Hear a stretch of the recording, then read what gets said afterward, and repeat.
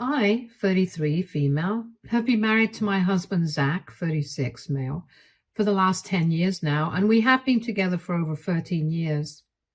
I met him in college, and while he was a couple of years older than me, that wasn't a problem in our relationship. I have always been an ambitious woman, and he knew that about me since the time we had met. I work as a fashion designer in a global label, the name of which I cannot say for obvious reasons. I have worked very hard to reach where I am because I started off in the industry with no connections and no backing from anyone. I had to slowly crawl my way up the ladder in my field. And I'm really proud of where I have come. When things were getting serious between Zach and me, I had told him that for me, establishing my career was a priority, and if he could not understand and support it, I could not really think of having a life with him. Zach understood completely because he is very driven and ambitious himself. He currently works in the finance department of a tech company and has steadily grown in his career to create a name for himself. 3 years ago, however, Zach and I started having issues in our marriage. He felt that I had done really well in my career and that the time had come to focus on starting a family and raising kids. I did not feel the same way. While I knew that I had come a long way, I knew that there was still time and there was more that I could do. I had, by that point in time, begun looking to switch to my current label or other labels of the same stature.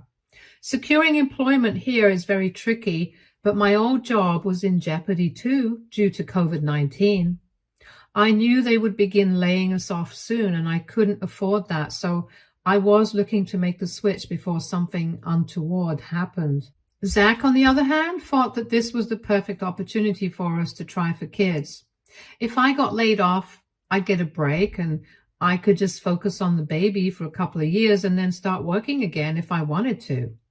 I did not want that for myself at all. Anytime that we had a conversation about it, it ended up turning into a fight, and I knew that he was not interested in listening to me or hearing my perspective. So I started applying to these places without confiding in him. I felt horrible at first because he was my partner and we had always shared things with each other. But I knew that I could not sacrifice my career at this juncture. A few months later, in late 2021, I landed my current job. When I did, I was over the moon, ecstatic, extremely proud of myself. But Zach, unfortunately, did not replicate those sentiments. He felt blindsided that I had taken such a huge step without considering his opinions and how it would derail our family for the foreseeable future. I tried explaining my point of view to him, but he was hurt and didn't want to make any kind of sense. I knew that I needed to give this time in order to salvage and improve our relationship. And by April 2022, I had proven my mettle to my managers and supervisors, and my terms of employment were upgraded. The benefits that I have seen being offered have been unbelievable, and this was essentially why I needed to make the switch. I knew that in these big labels, once you secure a place for yourself and work hard initially, you wield a lot of bargaining power. When I told Zach about the perks I was being offered, he at first thought that I was joking. They were that good. I would get 6 months of paid maternity leave, along with another 6 months of either unpaid leave or work from home. I was free to choose. None of this would have been possible in my older job. I thought that this was thus the best time to try for a baby because now I would not have to compromise my career for motherhood. I had a secure job that had provisions to allow me to transition into this new phase of life as easily as possible. I thought everything was going well, and we started trying for a kid. Unfortunately, we did not have any success till November 2022, which is when we decided to go to the doctor to see what was up. Both of us were getting worried, but him more than me. And we knew that this was the best step to take in such a situation. The results of the test were clear. I had a very low chance of conceiving naturally.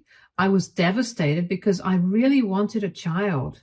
The doctor said that this was not something that was related to my age or lifestyle, but was a side effect of a debilitating illness I had in my late teens. So essentially, there was nothing that I could do about it. Zach, however, did not understand this. He felt that it was because I was over 30 years old that these problems were arising. He was genuinely behaving like a moron, not listening to anything the doctor was saying, but coming up with stories and theories of his own. He started blaming me and my ambition for my infertility, saying that if I had just listened to him and not focused on my career so much, we would have been parents by now. No amount of discussions, arguments, family intervention, or medical opinion would change his mind. It was as though he was waiting for the perfect opportunity to blame me and hate my job. It got very exhausting for me mentally, especially since I was also dealing with my own personal sense of grief. I was heartbroken when faced with the reality that I would never be able to carry a child to term. It was the darkest period of my life, and I had no support from anyone. It was here that my in-laws intervened. They had come to our place for Christmas that year, and when they saw the state we were in, they were appalled. Both of them urged us to work things out on our own, but we were butting heads all the time. It was then that they decided to fly down and talk to us regarding our issues. My father-in-law tore a new one into Zach for blaming me for something I had no control over. Even my mother-in-law said that she was disgusted that she had raised a son like him. They supported me throughout, and I was very grateful for their support. I know for sure that had they not intervened at that point in time, the marriage would have broken down. In hindsight, I sometimes feel that maybe that would have been better because neither my in-laws nor I knew what was going to happen next. After a lot of back and forth, fights, tears, and things got better between Zach and me, it was hard to accept the fact that I would not be able to conceive. But I was slowly and gradually coming to terms with that information. After a few weeks, I asked Zach if he would be okay with adoption because at the end of the day, we wanted to be parents and there were too many children in the world who needed this. I had no issues with loving or raising a child that isn't my own biologically, but I also knew that it was not necessarily that Zach would also think this way. Even when we were dating, I remember we were discussing parenthood once, and I had asked once whether he would be open to adoption in the future. He seemed so amused at the proposition at the time, as though I had said the most bizarre thing ever. He laughed at me and said that he never thought about these things because he knew that such a situation would never arise. I pressed him a little, but I saw that he was getting annoyed, so I dropped it, and the topic never came up later. So I approached him with a lot of hesitation, but I knew that this was an important conversation, and now was the correct time to have it. I broached the topic very gently, just beating about the bush at first, but he caught on soon enough. Before I could even mention adoption from my side, he blankly said that he would not raise anyone else's kid. So adoption was off the table completely. He said it as though it was final and there would be no discussion about it. I tried to press it further because I wanted to open all options to make this possible for us, but he was adamant about his stance. He just would not listen to anything that I was trying to say. I was exhausted and I asked him what other option did we have. He said I could either go for fertility treatments, which he made abundantly clear was what he wanted, and if not that, then we could go for surrogacy. I made it clear in no uncertain terms that I would not be taking fertility treatments. I know a lot of women who do, and I know the kind of torture they have to put their bodies through in order to make it possible. Spending all that money, harming my body in the process only to have a kid that was mine did not make sense to me. Both of us, therefore, had completely vetoed each other's first options. Mine was adoption, which he was not okay with at all, and his was fertility treatments, even the idea of which I did not want to entertain.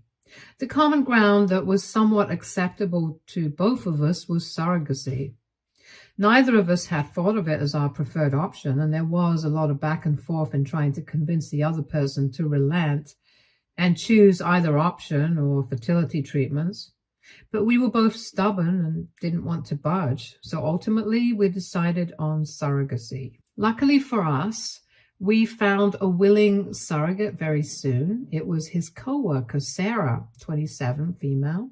He was the one who suggested her to me and said that she would be more than happy to do it if we were a match. I was relieved that we didn't have to look so hard to find a surrogate, but I should have known. I don't know why my instincts did not kick in, because they generally do. I should have known that something was wrong, and it could not be a mere coincidence that she was ready and willing to be a surrogate in a jiffy. None of these suspicions arose at that time. I was just grateful that the first part of the entire process was sorted, and now we just had to go deal with the doctors. She went through some tests and some intense doctor's appointments, but the doctors seemed positive. She was young, fertile, and they said that she had a very good chance of carrying the pregnancy to term. The samples had been collected and stored beforehand, so it was just the part of implantation that remained. Once all of this and the paperwork were done, the doctors gave us an appointment for the big day. Both Zach and I were so excited and anxious the entire time.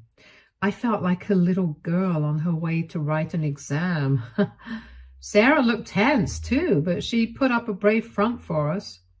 Once the implantation was done, we were asked to come again in 2 to 3 weeks to see if the implantation had been successful.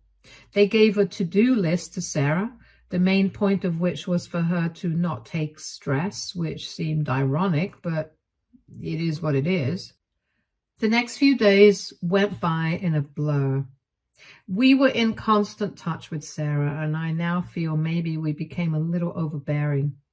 Zach and I went over to her house once every day to check up on her. We found out that the implantation had been a success on the day of the follow-up, and I think that was the happiest day of my life. It was as though any worries or regrets that I had just melted away. Zach and I were worried about the baby during the first trimester, so we didn't announce to anyone what was happening. We had planned that we would make the announcement in the 4th or the 5th month, and not before that. The first few weeks after we got news of the success were great. Both Zach and I were in touch with Sarah and helped her out with any medical issue that she was facing. Things started going downhill by the 1.5 month mark. Sarah's morning sickness got really aggravated, and she had to call in sick to work because it was so unmanageable. The doctors prescribed some very mild medicines, but essentially told her that she had to toughen it out, as this was normal and would probably last the entire trimester, if not more. It was during this time that I got injured too. It was a fracture in my right wrist, and I needed help with a lot of things around the house. Zach's attention was divided. For the first couple of days, I didn't bat an eye, as I was unable to check up on Sarah because of my injury. I was glad that he understood the gravity of the situation and took things into his own hands. He dealt with the Sarah front while I recovered. But what began to irk me was that he was completely nonchalant about my injury. It was as though I was not important anymore. All his attention was on Sarah. He wanted to spend every free moment either with her or talking about her. I tried not to say anything because Zach was juggling a lot of things at once, with me being injured. But I did get really snappy with him. It all came to a head one day when he asked me if I even cared about our child. And I snapped back at him about not caring about me at all. After this initial eruption of anger, we sat down and discussed what both of us felt, and he said he would do better to make me feel important and heard. I trusted him. Big mistake. We moved forward. In the next couple of days, his behavior towards me improved.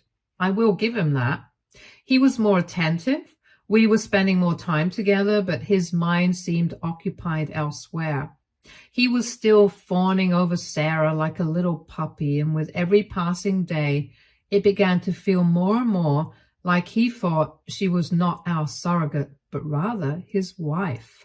She had taken an off from work, and while it was paid leave, Zach was still working extra hours to cover for her and went to meet her every single day, even if I had been to see her earlier in the day.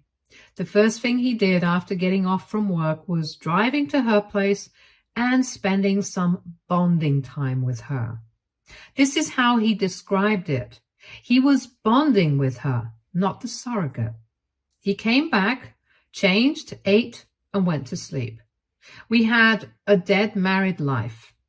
We didn't even talk to each other if it wasn't about Sarah. His focus was not on his kid, but on the surrogate carrying his kid. And it was just devastating for me to be around that kind of talk all the time. It made me feel thoroughly inadequate and incomplete as a woman. I wanted to raise this issue with him, but I knew that I had no stand to do so because it was my infertility that led to this. We needed a surrogate because I couldn't naturally have children, and at the end of the day, Sarah was helping us out at the cost of her health and life. I felt like a disgusting human being for feeling envy and anger towards her instead of gratitude. The entire situation was just driving me off the rails to the point that I had begun contemplating whether surrogacy was even a good option at all. Instead of bringing us closer, it had driven a wedge between Zach and me, and that was not something that I had anticipated at all. I don't know what came over me, but this dynamic between Zach and Sarah was driving me crazy. I was overthinking every waking moment, and I somehow had this nagging feeling that they were having an affair. I had no other way to explain it.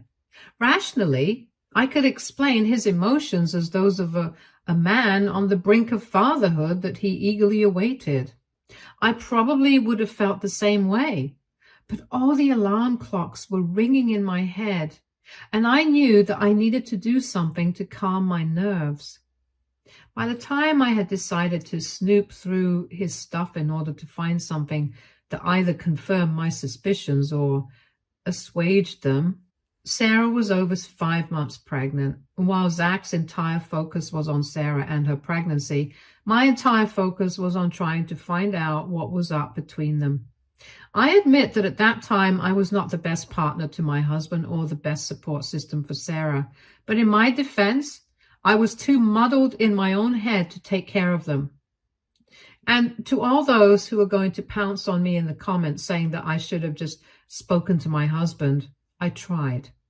Not once, but multiple times, but his behavior never changed. And that was what made me feel worse. That despite me expressing my feelings, he had no regard for them at all. So whenever I had time, I used to check his phone and chat. He actually has 2 numbers, so it took me a while to scan everything.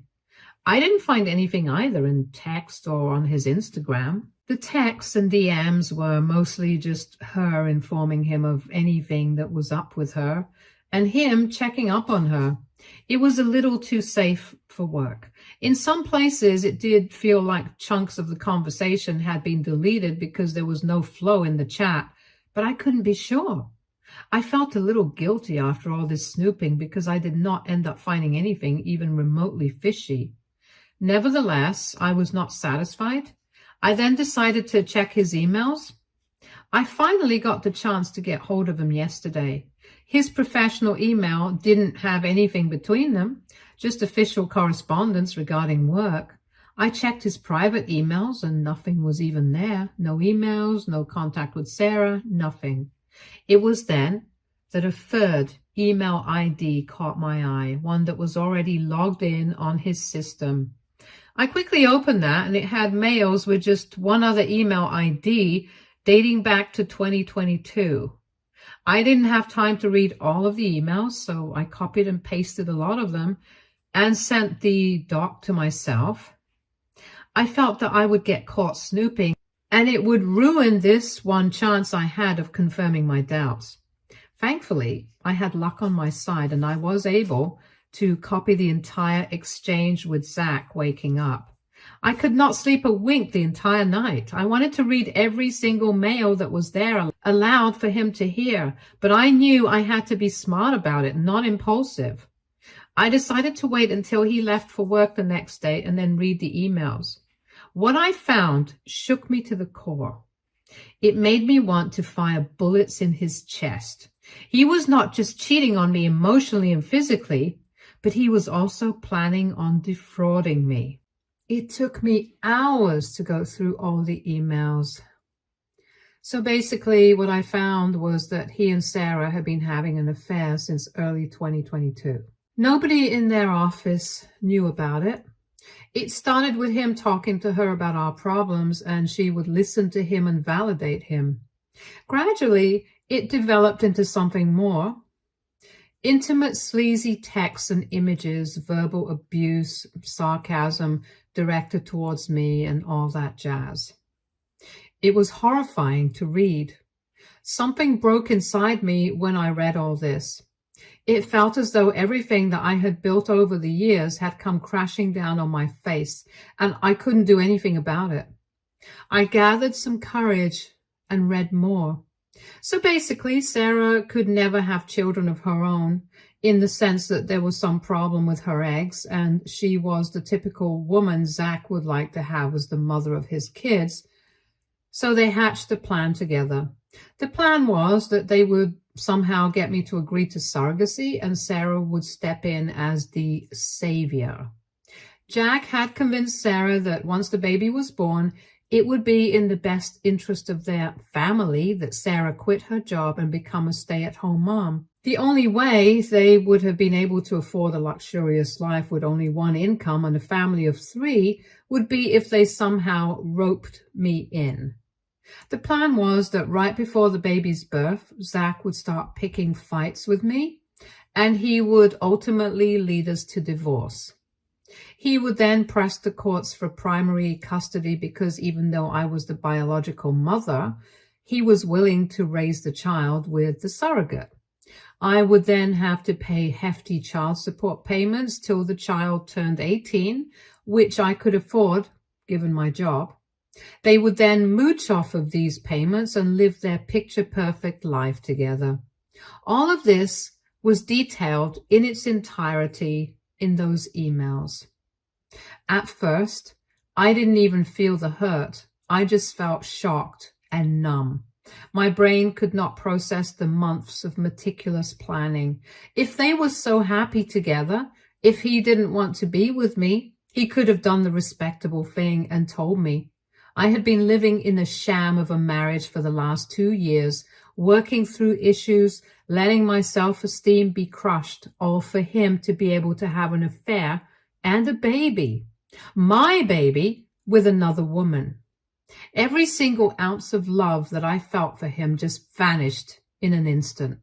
I could only feel rage and disgust in every fiber of my being. I knew that I had to do something, and I needed to do it fast. I needed to get my ducks in a row and get myself and my kid out of this mess. And that too, as soon as possible. I called my lawyer friend, Stacy, and told her that I needed to stay with her for a few days and sort things out. I then sent a text to Zach saying that Stacy was sick and needed someone to help, so I'd be going over to her house so that I wouldn't be disturbed. I don't know where I stand legally in this mess, but I know I'm not going to give up or back down. Update 1. Stacy and I had a long chat. She cannot fathom that all this had been going on for 2 years and I didn't get a clue. I told her that I had no reason to distrust him. Despite the fact that we were having our fair share of troubles, I had never anticipated that the man I'd been with for 13 years would do something like this and betray my trust completely. The good thing is that we are sure of the next legal steps that we have to take, and she says she is positive that I'm going to win this one. However, she says that everything needs to happen before the delivery and that we will have to make the entire scheme and therefore their little affair public. Because if that is not done, I don't stand a chance in the courts. The other way is that I wait it out and wait for Zach to start the divorce and then try to get primary custody, but that seems unlikely. And to be very honest, Zach does not deserve this grace. He deserves all the mudslinging that he's going to get for ruining my life like this. And I can't wait to expose him and Sarah everywhere. In the courts, in the family, and most importantly, in their workplace. That is the only way that I can get my revenge. Update 2. It has been a total 3 days since I read his emails. After spending a day with Stacy, I went back home for 1 day and packed all my important stuff while he was at work.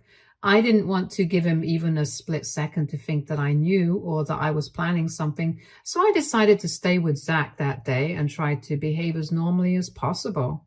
Stacy, meanwhile, was getting the divorce papers in order.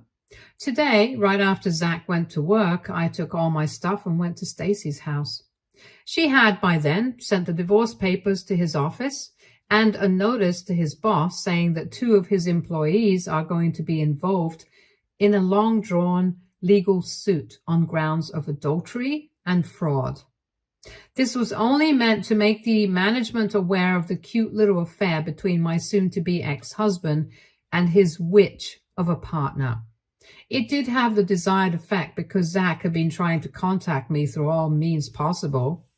He has tried calling, voicemails, texting, and using his friends' colleagues' phones to call. Stacy has advised me to not receive any unknown calls on my phone, and if I do, I need to record it because anything that he says from this point onwards can be considered as evidence. His messages in themselves are very incriminating. He has had a total outburst in my chat and is alternating between begging me to come back to make things right or calling me every name under the sun.